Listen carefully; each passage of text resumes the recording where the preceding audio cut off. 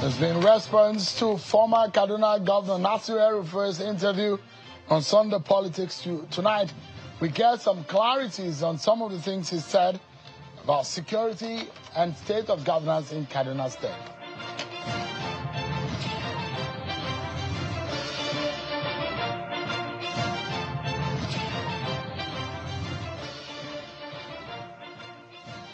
An IPOB agitator in Finland, Simon Ekpa, it's been sentenced to 6 years in prison for terrorism-related offenses.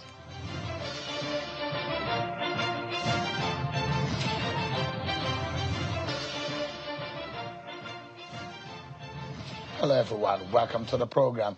This is Politics Today, live on Channels Television. I am Sean Wakimale here in Abuja.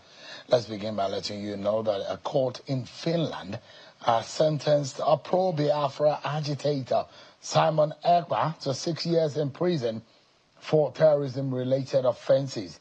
In a ruling delivered earlier today, according to a Finnish newspaper, the court found him guilty of inciting terrorism and participating in the activities of a terrorist group. The court says Ekpa had used his significant social media following to stoke tensions in the southeast region of Nigeria between August 2021 and November 2024. The three-member panel of judges in a unanimous ruling also stated that Ekpa was an influential member of a militant separatist movement whose goal was to actualize the secession of a Biafran state from Nigeria. In the wake of that, those who have now been commenting on the court case in Finland and what the implications might be, where the self-appointed Prime Minister of Biafra was sentenced to a 6-year jail term after being charged with using social media accounts to incite terror acts in Nigeria. And these are some people who have been praising the federal government of Nigeria for raising this matter and taking it before the Finnish government. However, this brings to question the case of ally and fellow agitator Mazin Namdekanu, who is standing trial now for several years on ending, given that Simon's matter started just a few months ago and it has been heard and judgment delivered. Exactly some of what the DSS chief Oluwatosin Ajayi intends to achieve by pushing for accelerated hearing on such terrorism-related cases, among which are its revisited case against Muhammad Usman Haq, also known as Al-Banawi, Ibrahim Musa Husseini and co. Then the case against 5 suspects from our 2022 church attack and the recent filing of terror charges against suspects from the gruesome attacks on Yewata. Some say that is the way to go in taking a cue from this judgment from the Finland court. So much to talk about tonight, so sit tight everyone, because we're going to deal with some of your major stories in the land today. But first and foremost, let me take you around the nation and bring you up to speed with some of your political roundup stories.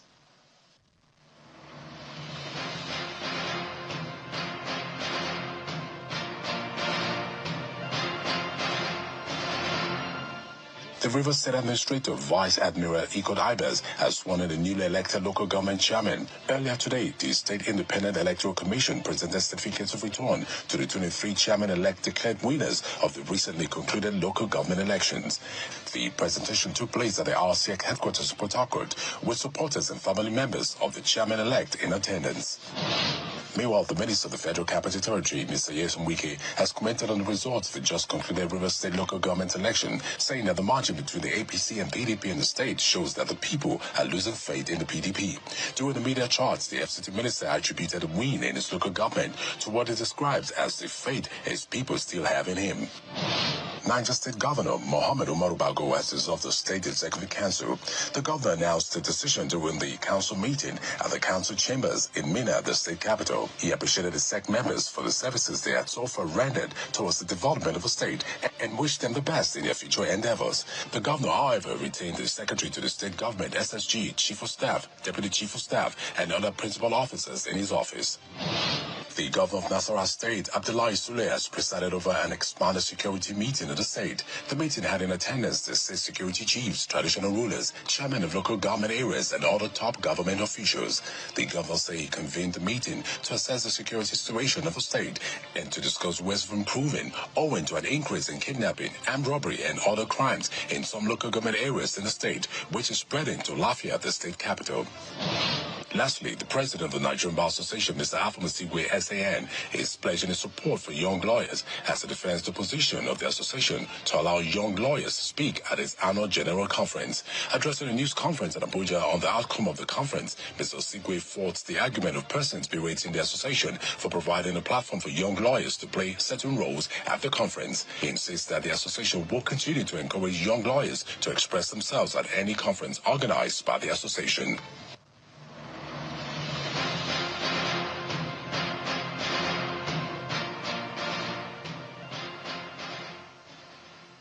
Thank you so much, everyone, for staying with us. You must have watched by now, if you were not part of yesterday's program. But if you have not, if you did not see it, you can go to our YouTube page on YouTube/Channels Web, and you can watch it. The conversation with the former governor of Kaduna State, El-Rufai. The federal government has been responding to him, and the state government is getting a robust response also to him tonight. But before we get into that, let me tell you what has been happening also in the APC. This time around, trouble seems to be brewing from Zamfara State. Well, a former federal lawmaker and the former Tinubu Shetima campaign coordinator in Zamfara State, Senator Kabiru Marafa, has formally confirmed his resignation from the APC. Senator Marafa announced the decision in a text message which he shared with Channels Television, saying the move followed consultation with his political structure last week. In another communique and a statement released, his loyalists accused the APC of injustice, neglect, and deliberate marginalization of Zamfara State, while also raising alarm over the worsening security situation that has placed the state at the top of Nigeria's kidnapping chart. Let's speak with the man in the center of this, Senator Kabiru Marafa, a one-time advocate and the pusher for Bola Tinubu presidency, as now says he's moving out of that camp. Senator Marafa is live for us virtually from Kaduna. Thanks so much, Senator, for joining us tonight. All right, let's for a moment allow our engineers to fix some of the technical glitches we're experiencing with the connection with Senator Kabiru Marafa, who is the leader of the APC in Zamfara State and also led the Tinubu campaign, Tinubu Shetima campaign organization. Difficulty hearing that, we will fix that for you. But of course, we do now know that the federal government has dismissed the allegation made by a former governor of Kaduna State, El-Rufai, saying that the federal government is empowering bandits as a policy.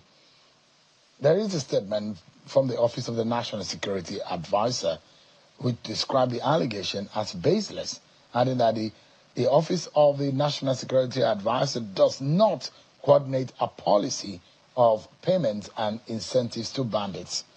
In an interview with Channels Television yesterday, the former governor had made categorical statement as to how he thinks the federal government is handling the security situation, especially in Kaduna State.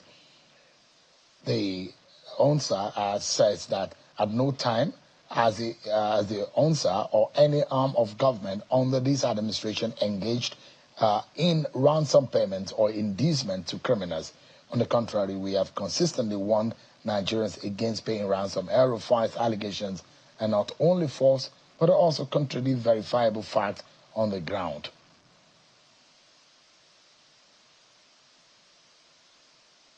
Let's speak with a former political advisor to former governor of Kaduna State, El-Rufai, and is currently the managing director of the Kaduna State Media Corporation.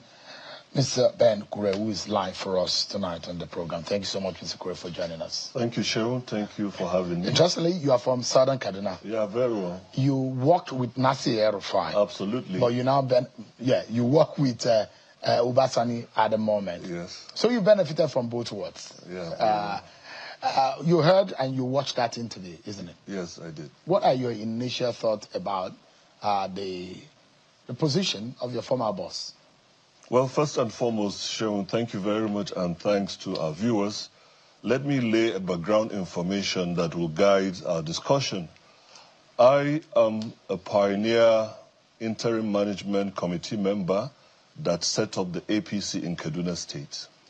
I led the registration of membership in Kaduna State alongside with retired Colonel Abdullah, distinguished Senator M.B. Saleh, and the former member of the House of Representatives representing Brindungwari and Giwa, Honorable Shehu Balarabe. Shehu, it will interest you that Malam Nasser Ahmed El-Rufai, when he came to Kaduna, he came as a greenhorn in politics, without base, without any structure. We were the foot soldiers that ensured that he clinched his ticket and became the governor. Like you rightly said, I was Director General of the campaign in 2015 and in 2019. And in my life, I have never regretted taking actions like following or joining hands to support Malam Nasser Ahmed El-Rufai. It is highly regrettable because he was laundered to us as a nationalist.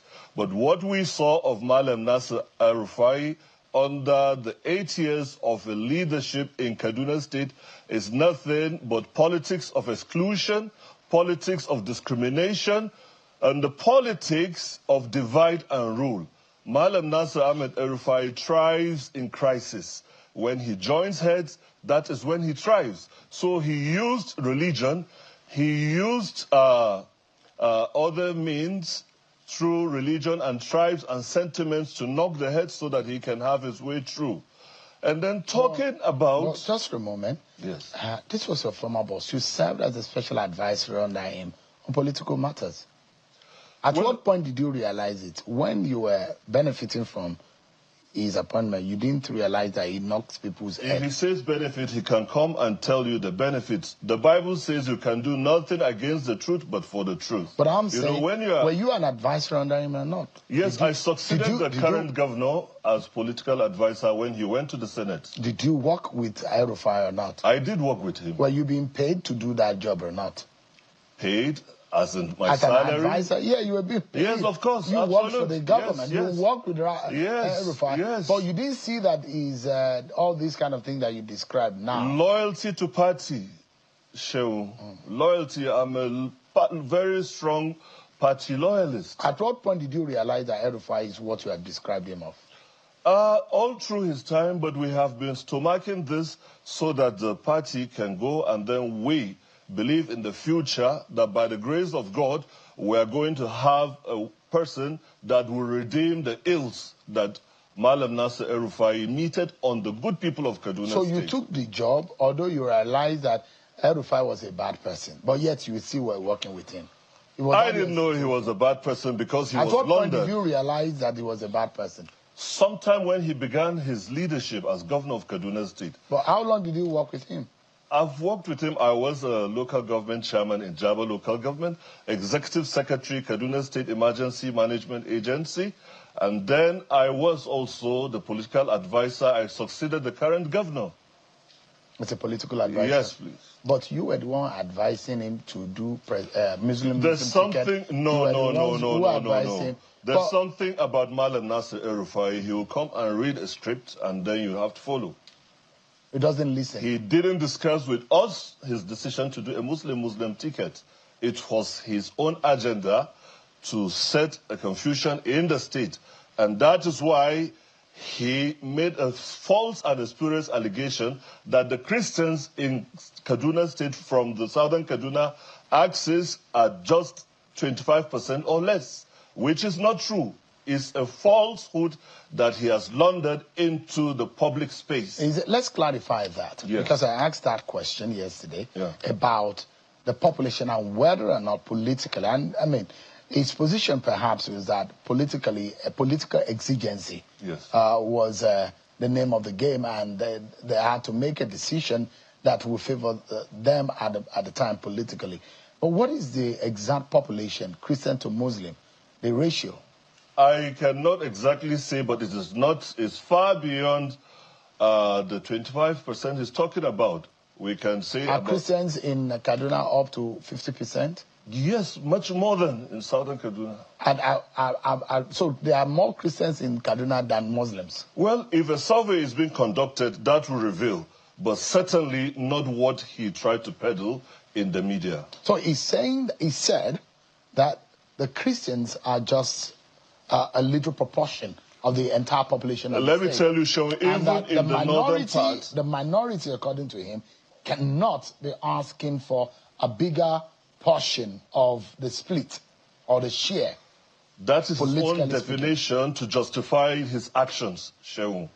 Even in the far northern part of Kaduna State, in Kubo, Ikara, Makarfi, there are Christians in good number. So what he's saying is nothing but the peddling of falsehood.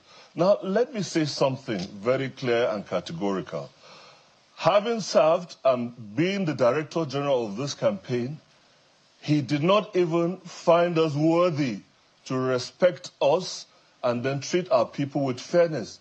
Shehu, I fought my elders to a standstill to ensure that we brought Malam Nasser El-Rufai to government.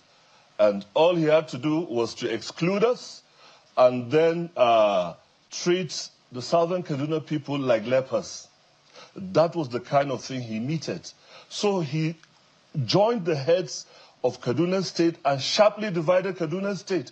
But thanks be to God, we have a consummate Democrat, a passionate and a compassionate leader in the person of Senator Sani, who means well. That is why immediately he came on board as the governor of Kaduna State. He met a sharply divided state, and the first thing he did was to cement relationship. He brought the two extreme ends of Kaduna State to become one, and confidence building came. And then the next thing was championing the security situation with the help of the National Security Advisor and our community leaders, religious leaders, and stakeholders in those communities that suffered the mayhem and insurgents came together with a non-kinetic idea to go about quelling and subduing these insurgents by herdsmen, kidnappers, and all that. What did they do? In a community, they can easily pinpoint the people that are doing that and then those that are associated with them. So a party came on board and they sat together and had a common understanding on value for life and prosperity for Kaduna State. And by the grace of God, miles have been achieved in terms of security. Very recently, we went round across the 23 local government areas. Birnin Gwari, Giwa, Zangon Kataf, Kauru, you know, and other local governments, Zangon Kataf, that were all experiencing the harshness of this insecurity. They confessed that in a very long time, kidnap has never taken place and no life was lost. Let me ask you. This were said to us by district heads and religious leaders. How much are these district heads get, how much do they get to maintain peace in those areas? Honestly, I don't have an idea of the amount. Well, I mean, there are some, there is a sum of money that is allocated to at least get some calm in those areas for them to be able to work out the peace in the area. Sure, I'm not in position to say because I didn't work directly where the security vote is being allocated. I am not privy to that information. But what about the story of bandits being, you know, given some money just to calm them down because they feel it's about criminality, and when they have been settled economically, that's where the quiet has come. Okay, Shaun, let me tell you. as the local government chairman of Jaba local government, during the Security Council meeting, we were asked to come with our traditional heads. The Pope Ham Jaba Ham was sitting by my right-hand side sometime in December 2016, when Governor Nasir Ahmed El-Rufai, with air of arrogance, said to the sitting that he had to pay herdsmen so that they will not longer commit mayhem or kill lives and all that they have been doing. What was the result? It aggravated more than 100%. This government, under a consummate leader and Democrat, a father of politics in Nigeria, President Bola Ahmed Tinubu, and our amiable and visionary leader, distinguished Senator Sani, commander of the Niger, nothing of such was done. The National Security Advisor has made mention of this, and over time, we know that no penny, not a single kobo, was given to any bandit. But Malam Nasir El-Rufai prides himself in using taxpayers' money to pay bandits, to pay herdsmen. And what was the result? Untold lives. You cannot count the number of lives that have been lost. People were living in fear. People were living with one eye closed. They cannot even sleep. They cannot go to farm to earn legitimate money so that they can take care of their families and their children in school.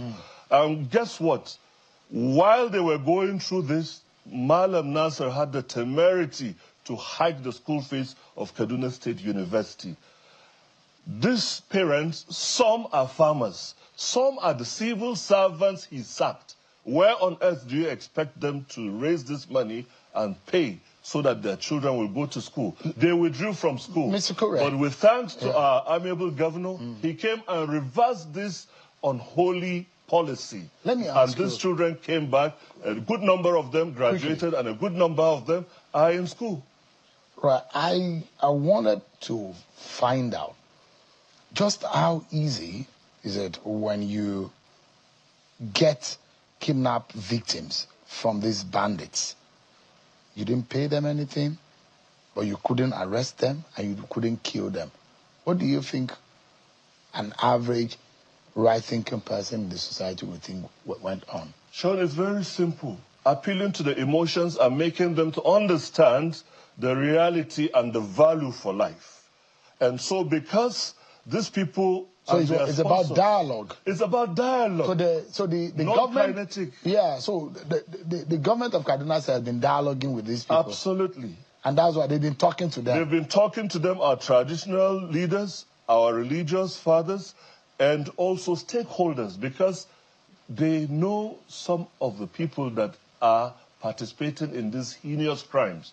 So they brought them and reversed their thinking, and so they saw the need to live in peace so that there can be progress and development. Give me a moment, please. I understand that Senator Kabiru Marafa has since rejoined us, and maybe for a moment, the technical bandits will not be able to take hostage of the network this time, and we might be able to speak with him. Senator Marafa, are you able to hear me now? Yes, I can hear you now, Sean. Thank you for having me. Thank you so much. Senator, is it fair, though? You campaigned vigorously for President Bola Tinubu. You told all your supporters to work for him. But because you could not get what you wanted for your personal benefit, that's at least what some of your critics are saying in Zamfara. And that's the reason, because you wanted something, but you could not get it. Then the next thing you did was to jump ship. Is that fair?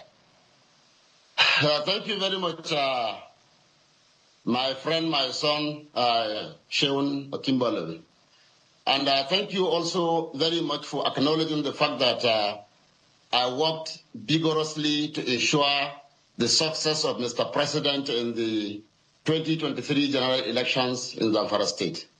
Thank you also very much for alluding to the fact that because I didn't get what I want, I jumped ship. I want to ask you, is politics slavery? Why do you think I'm in politics? Why is Mr. President himself in politics?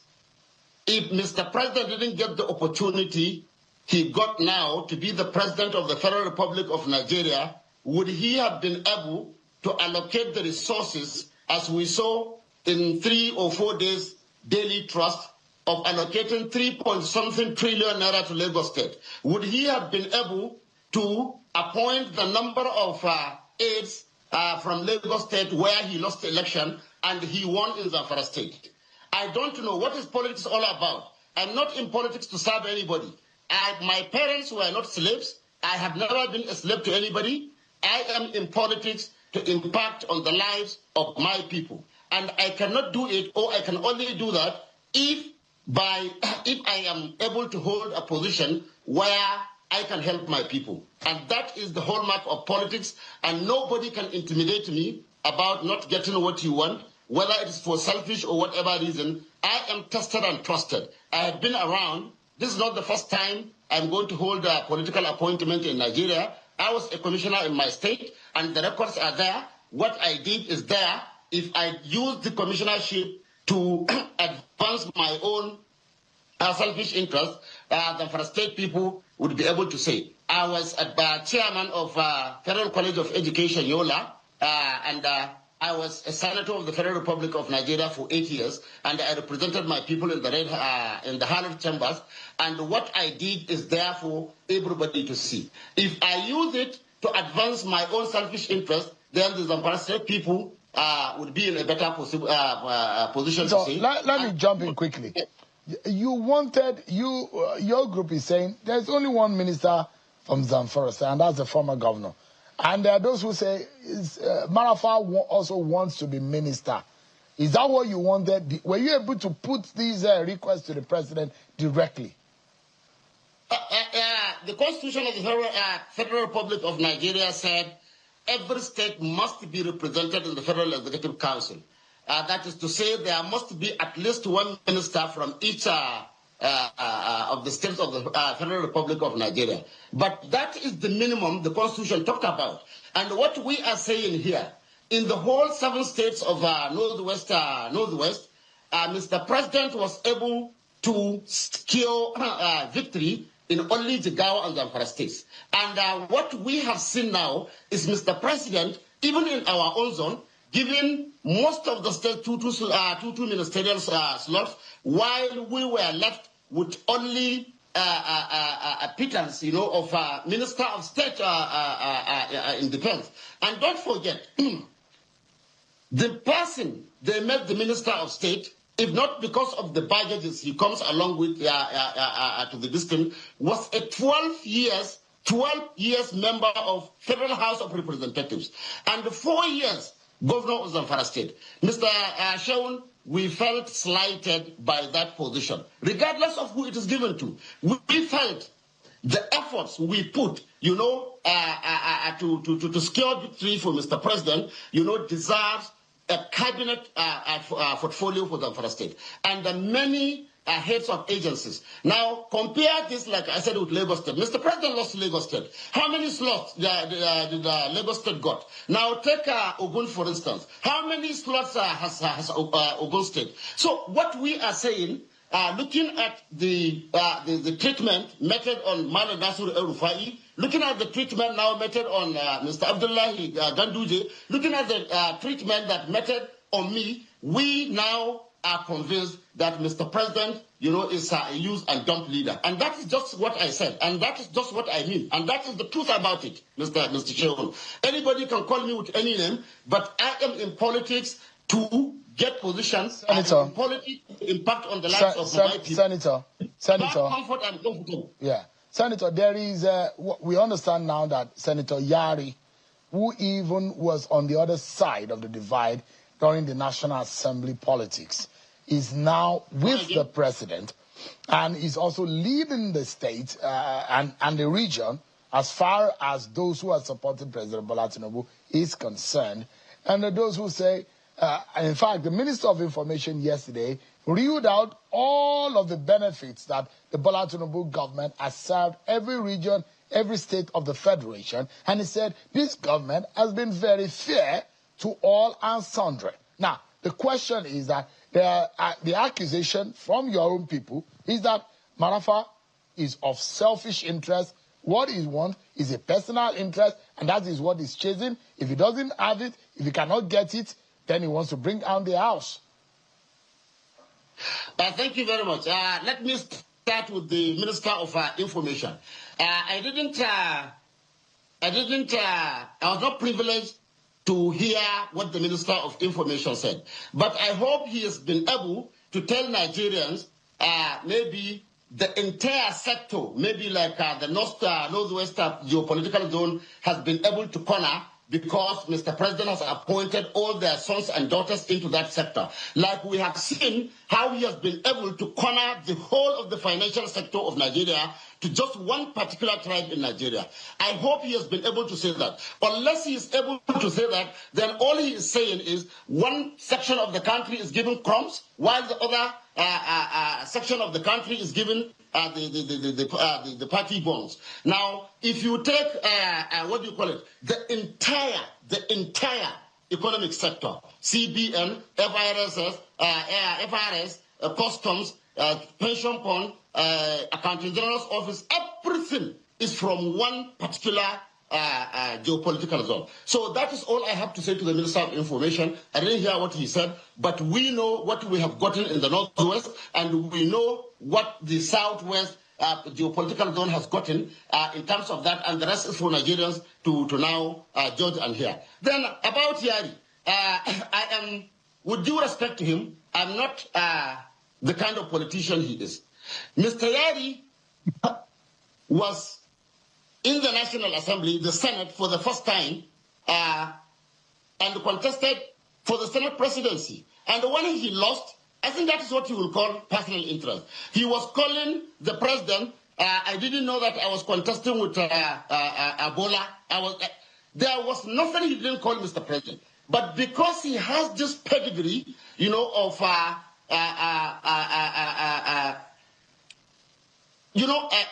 one of how to get monies, from the state coffers.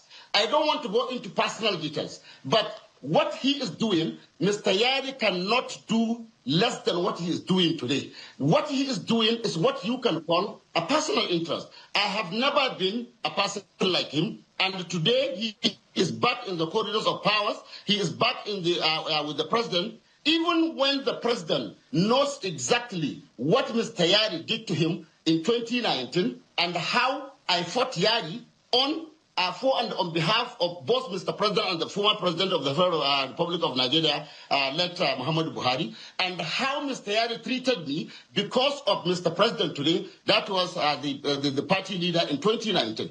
I was denied almost everything because I was fighting to protect the interests of APC. Everybody in Nigeria knew when the APC now zoned the Senate presidency that time to Northeast. And Mr. Yari then, as the chairman of Governors Forum, at the 11th hour, after discussing with Buhari, after the agreement with APC, turned back to renege and turned back on his on APC. I was the only lone figure that was fighting, the system in the National Assembly. At great personal risk and everything, but I did it. I defended the APC. I lost my seat because of that. Mr. President today, Chief Bola Ahmed Tinubu, knows what happened exactly. He had to intervene at various points. He had to call Yari to ask him to do this, and Mr. Yari will tell him yes, and at the end of the day, he will not do it. So I don't care what name anybody gives me, but let me make this point very, very, very, very clear to everybody that I am in politics to hold position to be able to help my own people. And Senator, you don't care when people accuse you that you're a selfish politician. You don't care that kind of appellation. I don't care. That you're in politics for selfish reason. What matters to me, Sheon, is who I am internally, and I am the one that knows who I am. And by the special grace of God, people are not animals. They are watching, they are seeing. They said action speaks louder than voice. My records are there. As a senator for just 8 years, the records held by Mr. Matawale, Mr. Yari in the first state, they are all there. Now, whether I am a selfish politician in the eyes of outsiders, it doesn't shake my coat. But what is your movement away from the APC? What are the implications? Because there are those who also say you are a lightweight. It doesn't matter that there are those who say you are a lightweight, politically speaking, that there are no implications of you moving out of the APC. Thank God. I think that is exactly what I want to hear from people. That is why I moved out, so that we would be able to see in 2027 whether I'm a lightweight or a heavyweight. And we would be able to see that whether the people that are there, on whom Mr. President thinks, those that can deliver the first state for him, or even the Northwest, now we are going to see. So I like that name, and like I told you, people's comment doesn't shake my coat. I don't care what they say. So are you going to the PDP now? Is that where you're headed? Are you headed to the PDP? Come again? Are you going to the PDP? Is that your destination? Mr. Sheon, you see, I have been in the trenches now for 6 years, courtesy of APC. Because all I did in defense of APC. So I've been in the trenches for 6 years now, and I felt it is now time for me to come out, draw the battle line so that I would know who my adversaries are, and they would know who they are facing. Let us face one another, and let the Zamfara State people judge who is that. Then, what do you call it?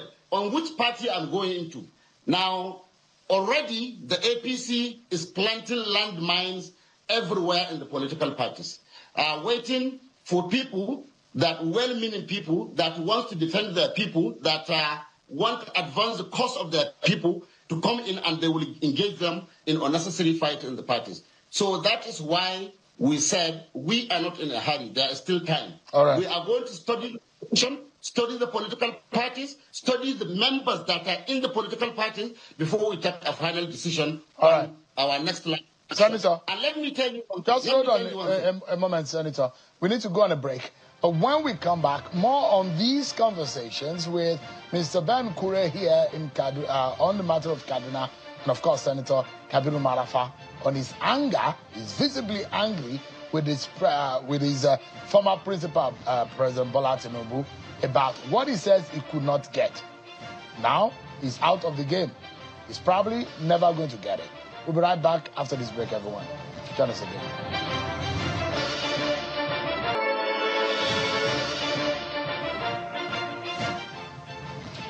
Thank you so much, everyone. Our closing moments now with Senator Kabiru Marafa. Senator, you've made up your mind. You are leaving. And those who said either you leave or not, the assurance of Bola Tinubu winning Zamfara and also winning re-election in 2027 is guaranteed. Those are some of the feelers from your home state. Thank you very much, Sean. Like I told you earlier, I don't care what people say. I don't care what how people describe me. The most important thing to me is who I am and what I can do. And I have proven my point. I have said something during the 2023. Let me put it this way. Mr. President is comfortable, having people with a lot of baggage around him. And the people of the North and the Northwest, indeed, knows who these people are. That is why you said maybe Mr. Yari is there to do his bidding, buying rice and everything. But fact of the matter is Yari was offended when he came into the Senate and the contestant for the Senate presidency, but he could not do what I have done today because he has a lot of baggages that if he does what I have done today, he will not spend the next 7 days seeing the light of the day. You also know what happened to Mr. Matawalle at the inception of the government. Now the president has to come back, had to come down very, very heavy on the former EFCC chairman to the extent of sacking him, to shield Mr. Matawalle from the baggage he was carrying. Now, whether Mr. President would win or not is a question of sin, but I want to assure you something today. I am going to deduct 1 million votes out of Mr. President's votes that he got in 2023. Mark my words. I am going to do it. I'm going to work for it, and by the special grace of God, I'm going to win that. Now, whether somebody says I'm a featherweight, I'm a lightweight, whatever I am, now 2027 is going to determine who is a featherweight. And again, let me tell you, now in 2023, just to tell you the level at which our politics come up today, because of the heavy disenchantment of the people, all people, anybody that you can call of substance in the first state, were on one side. And Dauda, who has never been in politics except in 2023, was able to secure victory against all of us. Four former governors, how many senators, how many members of representatives, and this is the same type of sentiment that people canvassed at that time, that who is Dauda? Dauda cannot do anything, Dauda is this, Dauda is that. Now, the only election that we were able to win was that of Mr. President of the Federal Republic of Nigeria, and courtesy of the message we took to the people that Mr. President promised that he was going to change the reward system of the APC. But because people were not happy with the tail end of Buhari's government. And Mr. President promised us that he was going to kill all the monkeys, that the concept of monkey they walk, baboon they talk, Mr. President was going to eradicate it. Only for him to now come and entrench it, institutionalize it, and it becomes the state policy of the APC. So, for avoidance of any doubt, Zamfara state politics has come of age, and the Zamfara state people can differentiate the chaff and the grain. When the time comes in 2027, they are going to do justice. And the people of Northwest, in particular, are not going to forget this, this selective thing that Mr. President has done, where, like I told you, if you look at the allocation of Southwest, you look at the offices given to the Southwest and everything, to the disadvantage of the Northwest that cast the votes. We are going to... Senator, we are out of time, but thank you so much indeed. Senator Kabiru Marafa, a former federal lawmaker, a former supporter of Bola Tinubu, a former APC member, now partyless, is in the dungeon of nowhere as far as political participation and membership is concerned. But thank you so much. It's good to see you, Senator Marafa. Thank you very much, Sean. Appreciate it. Good to have you. Thank you. Let me come back to Mr. Bankure. Now, in all of what is going on, yes, because I asked Malam yesterday, what is at the heart of the seeming rancor between the former governor? Is it an issue of betrayal? There are those who think that the governor has betrayed his political godfather. Is that fair? Okay, Sharon, before I quickly answer that, let me make a little clarifications to earlier questions asked. One, don't forget that I was Director General of the campaign in 2015-2019, and so a laborer is worthy of his wages. Number two, you talked about why were we quiet until now. There is something called the oath of secrecy. Now, let me tell you something, Sharon, why Malam even came to the studio.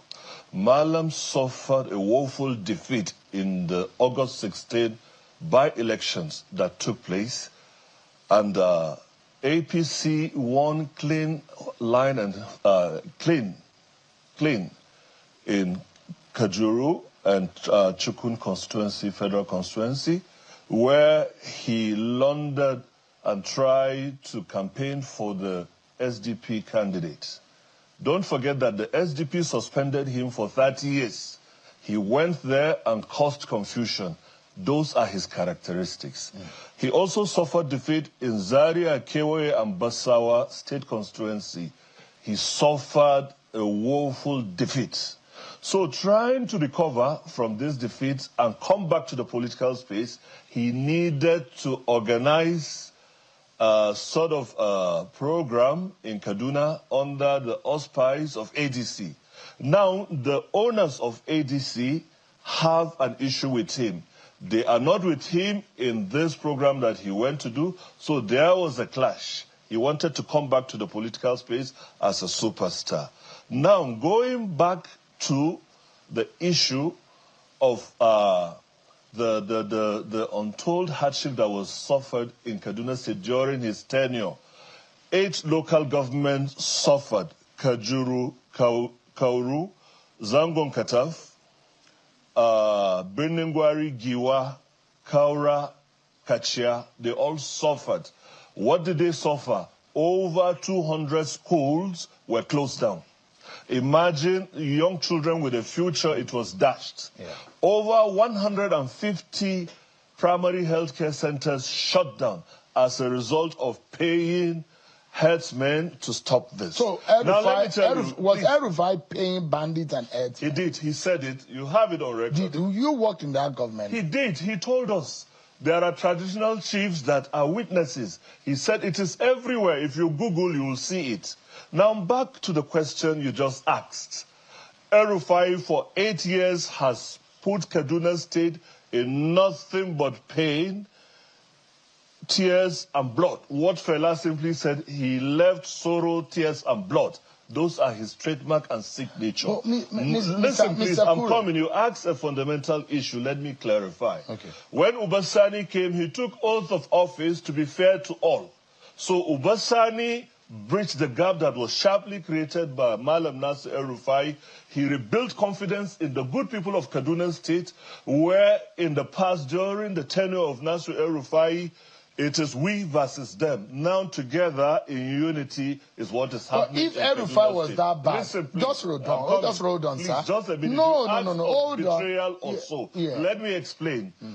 Senator Sani, our amiable governor and leader, has succeeded in bringing a peaceful coexistence. He is a man of peace, and so he has recorded milestones in quick development. Even projects that were abandoned by El-Rufai when he came to power, projects that were earmarked by some of our leaders, like late Sir Patrick Ibrahim Yakowa, who tried to exercise balance in Kaduna State. El-Rufai came and jettisoned these policies and went on his own spend-free programs.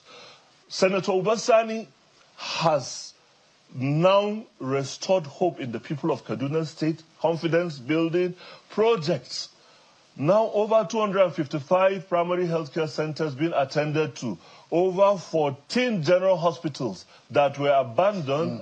Mr. Kure, because we're out of town. Yes, just a moment. Please listen. No. I'm trying to make you understand it's not an address. It's an interview. So I get to ask a question, but you don't go on a tangent. There's no betrayal. That's all I'm saying. Okay, so Senator, that's the summary. Sani is doing pretty well. He has cemented Kaduna State. Kaduna State has moved on from the period of pain, tears, and blood under the leadership of Nasir El-Rufai was that bad, he held the hands of Sani, and Sani won the election. It will amaze you that I know he knows he never planned to give Sani. He promised his deputy governor, Dr. Hadiza Balarabe, Lamido Balarabe, Sabwa. He promised that Tijo, the deputy governor in Central Bank. He promised Sani. How do you hold that kind of person who is inconsistently inconsistent with what he says? When you say this, yes. Because there are those who understand how politics work. You yourself, you were with Isa Ashiru. Yes. We were one of those Isa Ashiru donated to El-Rufai after he didn't donate it. You know, because in the Isa game of Ashiru politics, wanted to work. Listen, in the game of politics, you are under one umbrella. There is a winner and a loser. At the end of the day, you consolidate and move for the party's interest. That is what happened. But the man that you are describing is the same person that assimilated you into his group. And it is Don't forget, I was his Director General of Campaign. But now all of a sudden the man is evil. All of a sudden the man is a bad man. We never knew he possesses all the things I'm saying. It is not a hidden thing. It is open, Sheung. Right. Wherever he goes is crisis. Right. That is why SDP suspended him for 30 years. That is why he has joined the heads and knocked Kaduna State and caused We're totally out of time, Mr. Kure. Sani is a leader, a visionary leader who has cemented Kaduna State, and we are making progress. Yeah. The Southern Kaduna people are proud of him and will give him their votes come 2027. Ben Kure, so many projects done under Sani. We are totally out of time. Next time you invite me, please call me to talk about the mileages and progress and development. Thanks to Mr. Ben Kure. Mr. Ben Kure is the managing director of the Kaduna State Media Corporation and a former political advisor to Malam Nasir El-Rufai. But that's our program tonight, everyone. Many thanks for watching. I'm Sean Wakimale. God bless Nigeria.